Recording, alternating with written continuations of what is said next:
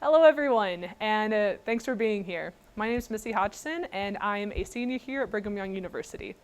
I'll be speaking today about effective ways to eliminate side lobes effects.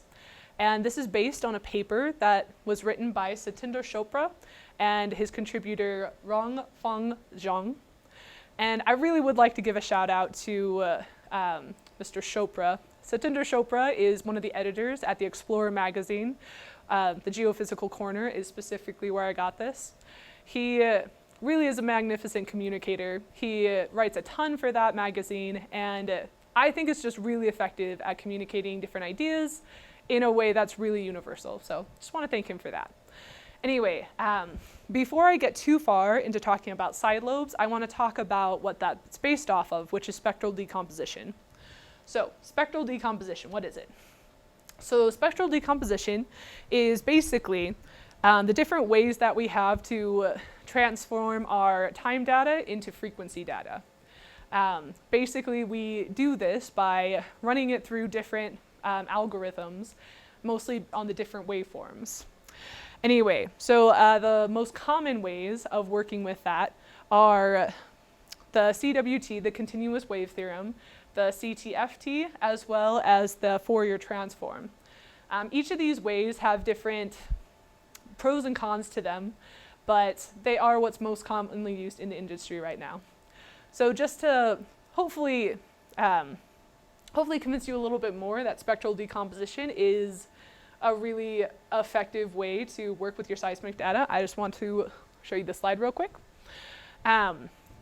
Obviously, as geologists and geophysicists specifically, we believe nothing we ever see, especially anything that's beautiful and looks like seismic data like this. So I just want to point out to you real quick, like how the unworked with, this is the kind of the raw data here, looks like compared to the actual data that's been put through spectral decomposition. You can just see how this looks a lot clearer and gives you a better image of what you actually want to focus on. Anyway, so given that, this way of working with seismic data is not without its faults. One of the big ones being the frequency of side lobe effects. Now in this frame right here, you can see that the major event right here is in the middle. It's intense, it's mostly red, it obviously has a high amplitude. But to the sides of it are these side lobes, right? We don't really know to what effect this is just the side lobes and how much of it is actually possibly there. Like maybe this is what this actually looks like. But most likely, this is by and far just side lobe effects. What Satinder was mostly talking about in this paper is a new way to actually get rid of this, to get rid of the side lobes. Now, why we have side lobes, by and large, is because of the different ways we work with our data. When we're working with our data, we're using these different wavelets. The Morlet wavelet, which we're showing right here, is actually the most common one to work with.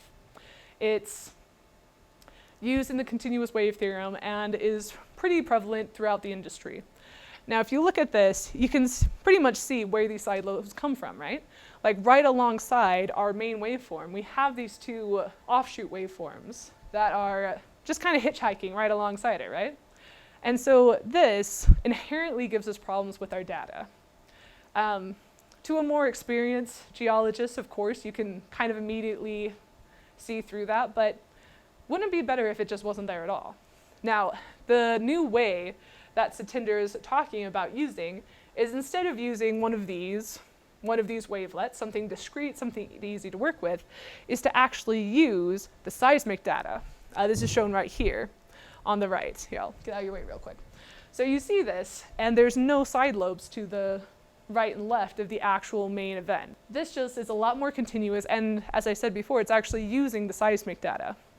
So possibly you're not convinced yet, that's fine, and I just want to show you a couple more slides that actually show the difference between using our new way of working with the data versus the old way.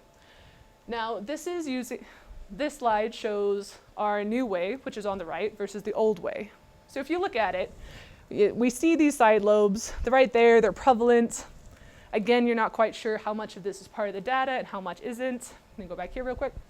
And then, it just gives you some ambiguity here. But in our new way, Like obviously there's still some stuff going on here, but it's just a lot more clear. It's a lot less invasive.